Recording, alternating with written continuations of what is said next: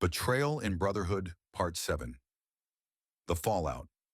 James stormed out of Daniel's house, blood on his knuckles, rage in his veins, and betrayal cutting deeper than any wound. His mind screamed for clarity. But how do you think straight when your best friend fathers your children?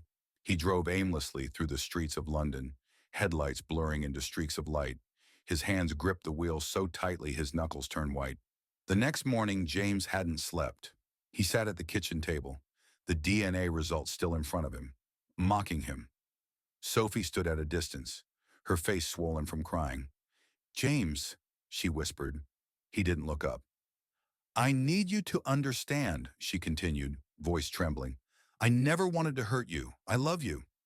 James finally met her gaze, cold, emotionless, empty. "You love me?" His voice was hollow. "Is that what you told Daniel while you were in our bed?" She flinched.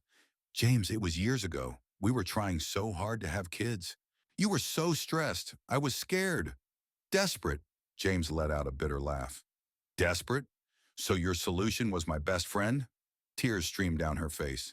"I thought it was just one night. But when I got pregnant, I didn't know what to do. I want to tell you, I swear." James stood up so fast the chair scraped against the floor. "But you didn't," he said. "You let me believe a lie for 10 years. Silence. He exhaled sharply, his decision already made. "I want a divorce." Sophie's knees buckled.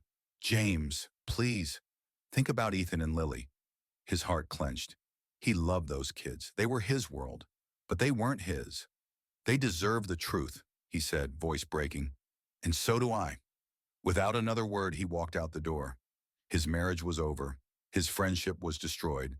And James Carter was no longer the man he used to be. Part 8 drops tonight.